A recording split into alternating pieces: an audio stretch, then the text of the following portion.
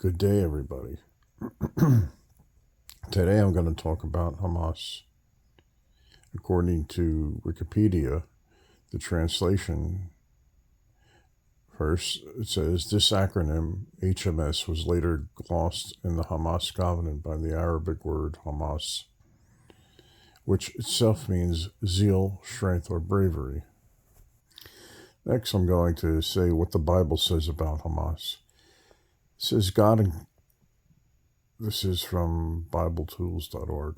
God encapsulates the reason for his terrible judgment against Edom into a single word, violence. In Hebrew, this word is Hamas. Believe it or not, so strikingly similar to the name of the Palestinian terrorist organization. So, again, the word is violence. Now I'm going to talk about a brief history of Gaza's 75 years of, according to this, war.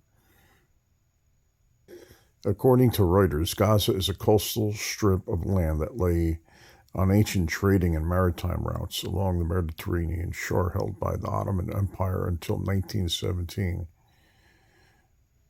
It passed from British to Egyptian to Israeli military rule over the last century.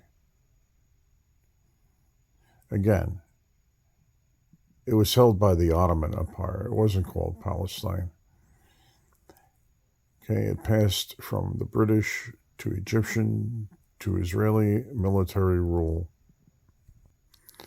over the last century and is now a fenced-in enclave inhabited by over 2 million Palestinians.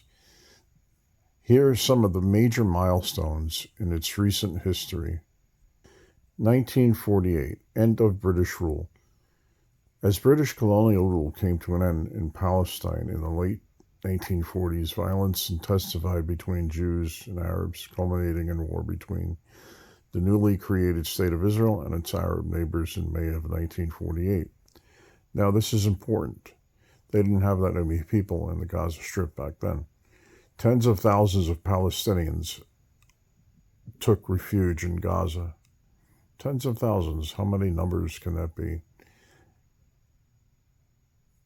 So tens of thousands of Palestinians took refuge in Gaza after fleeing or being driven from their homes.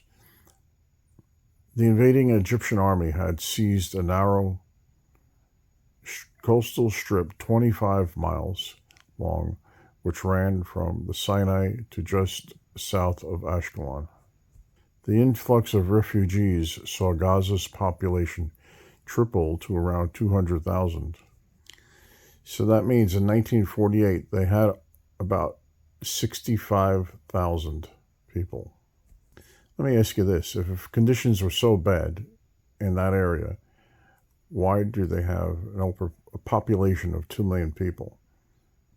If they had about a little over 65,000 people in 1948, why would they deliberately overpopulate the area? Maybe did they think that there was strength in numbers? Why on earth would people increase their population if the situation there was so bad? Why subject your children and grandchildren to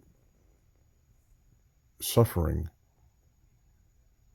Only 60,000, now 2 million. A little over 70 years. So in the 1950s and 1960s, the Egyptian military ruled. Egypt held the Gaza Strip for 2 decades under a military governor, allowing Palestinians to work and study in Egypt. Armed Palestinian Fayadeen, many of them refugees, mounted attacks into Israel during reprisals.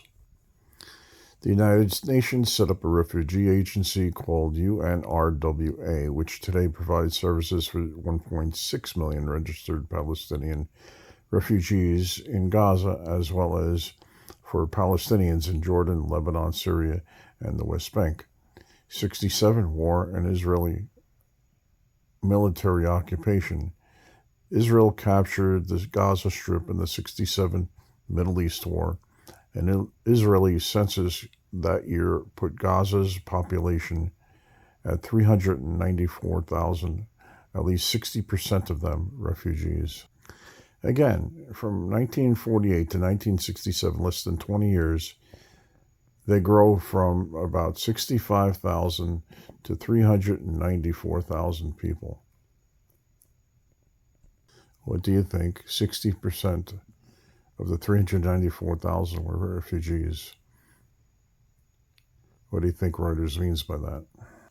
So it says, with the Egyptians gone, many Gazan workers took jobs in the agricultural, construction, and services industries inside Israel, to which they could gain easy access at the time. Israeli troops remained to administer the territory and to guard the settlements that Israel built in the following decades. These became a source of growing Palestinian resentment. The settlements. In 1987, the first Palestinian uprising, Hamas, formed. I just want to mention, in biblical times, when the Jews were freed as slaves, they passed through the southern part of Israel before they came in, and they were too afraid to enter Israel at the time. There were 12 tribes, and Moses picked 12 people, one from each tribe, to be spies in the land of Canaan, which eventually became Israel. 10 of the spies came back with bad reports. 2 spies came back with good reports. Therefore, they were afraid to go conquer Israel, even though God had performed many miracles for them to leave Egyptian slavery. The Amalekites lived in that area of the Gaza Strip.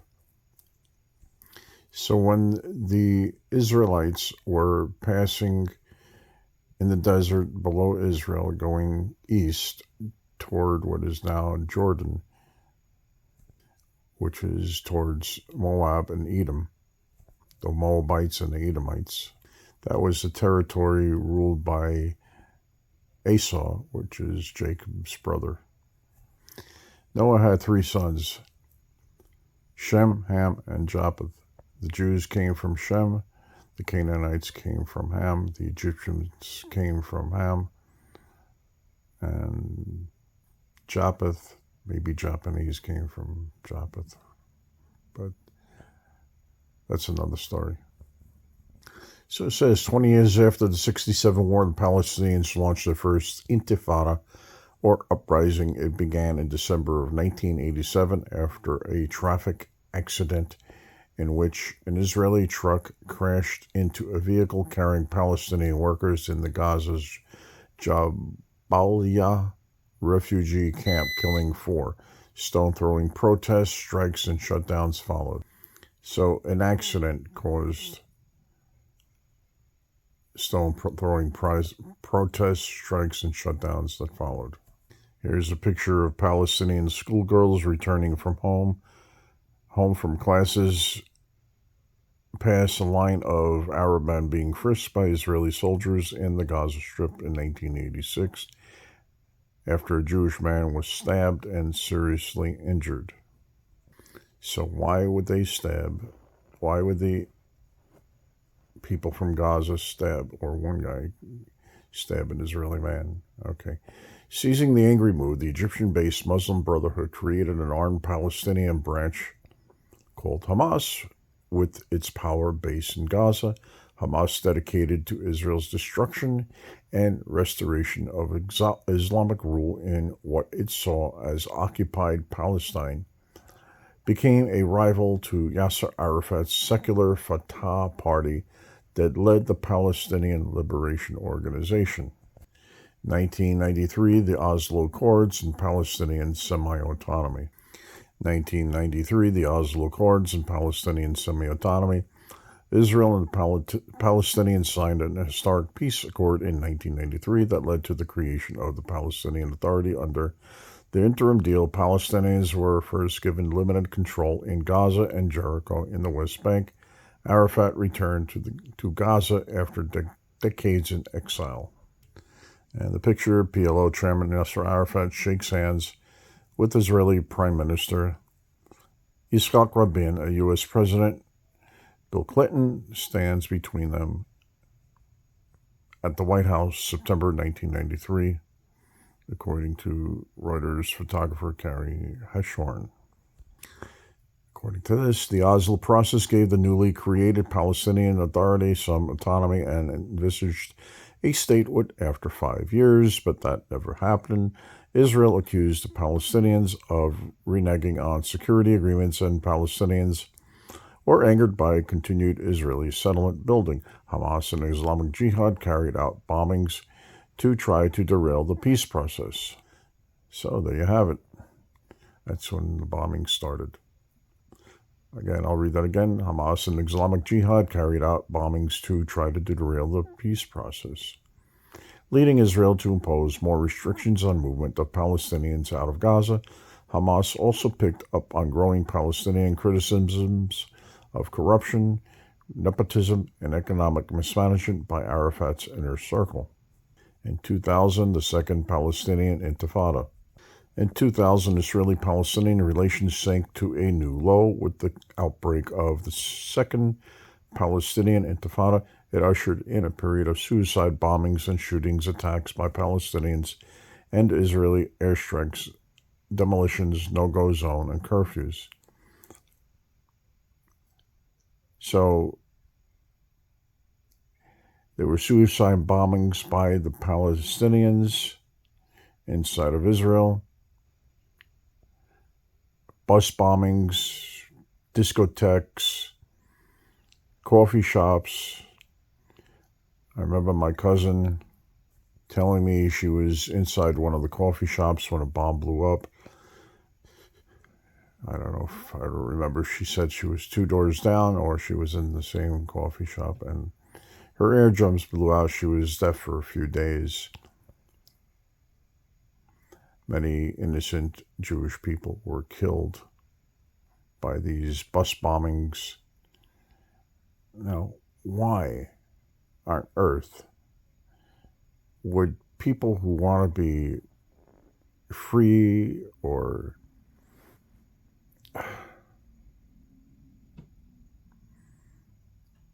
want a good life, why would they go out and kill innocent Jewish people by bus bombings, discotheque bombings, coffee shop bombings? Here is a picture of Palestinian police exchange fire with Israeli soldiers during clashes near Netzrim Jewish settlement in the Gaza Strip, October 2000. So it says one casualty was Gaza International Airport, a symbol of the thwarted Palestinian hopes for economic independence and the Palestinians' only direct link to the outside world that was not controlled by Israel or Egypt. Opened in 1998, Israel deemed it a security threat and destroyed its radar antenna and runway a few months after the 9/11 attacks on the United States. So Israel deemed that airport a security threat. So it says another casualty was Gaza's fishing industry, a source of income for tens of thousands. Gaza's fishing zone was reduced by Israel, a restriction it said was necessary to stop boats smuggling weapons. Here's a picture of an elderly Palestinian man that looks at the remains of his house after it was destroyed, along with 5 others by an Israeli bulldozer near the Jewish settlement of Netzarim in the southern Gaza.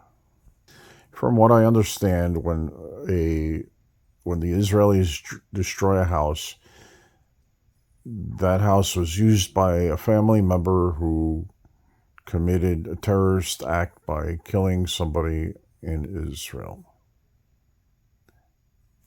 So a terrorist attack by the Palestinians killing Israelis. This is why they destroy people's homes. 2005, Israel evacuates its Gaza settlements. In August 2005, Israel evacuated all its troops and settlers from Gaza, which was by then completely fenced off from the outside world by Israel. Palestinians tore down the abandoned buildings and infrastructure for scrap. The settlement's removal led to greater freedom of movement within Gaza, and a tunnel economy boomed as armed groups, smugglers, and entrepreneurs quickly dug scores of tunnels into Egypt. So the pull out from the Israeli settlements out of Gaza also removed settlement factories, greenhouses, and workshops that had employed some Gazans. In 2006 is isolation under Hamas. In 2006, Hamas scored a surprise victory in Palestinian parliamentary elections and then seized full control of Gaza, overthrowing forces loyal to Arafat's successor, President Mahmoud Abbas.